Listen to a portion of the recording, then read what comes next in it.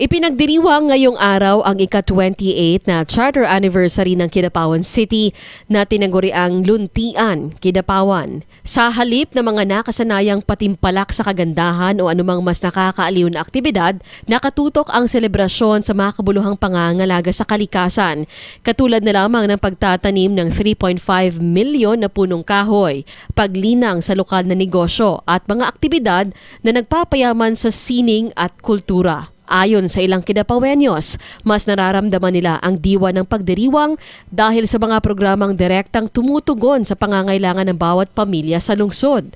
Tampok sa culmination activity ang Civic Military Parade, Drum and Bell Lyre Competition at ang inaabangang libreng konsyerto ng bandang Rocksteady mamayang gabi sa Pilot Elementary School grounds.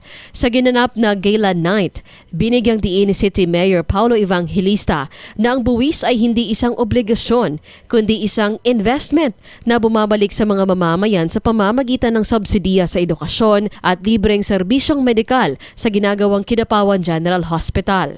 Kinilala rin ang mga Legacy of Trust awardees o mga negosyong nananatiling tapat sa lungsod sa loob ng mahabang panahon. Gayon din ang mga local economic champions at civic pillar awardees na nagsilbing pundasyon ng ekonomiya. Ang Kidapawan ay naging lungsod noong February 12, 1998 sa ilalim ng Republic Act 8505 na nilagdaan ni dating Pangulong Fidel Ramos.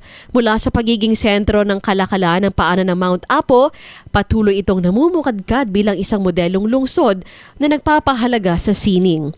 Inaasahan na dadagsain ng libo-libong mga mamamayan ng City Plaza at Pilot Grounds para sa huling hirit ng selebrasyon na magtatapos sa isang makulay na pyro-musical display. Patuloy ang panawagan ng lokal na pamahalaan sa publiko na panatilihin ang kalinisan at kaayusan sa gitna ng masayang pagdiriwang ng ika-28 taon ng pagiging lungsod.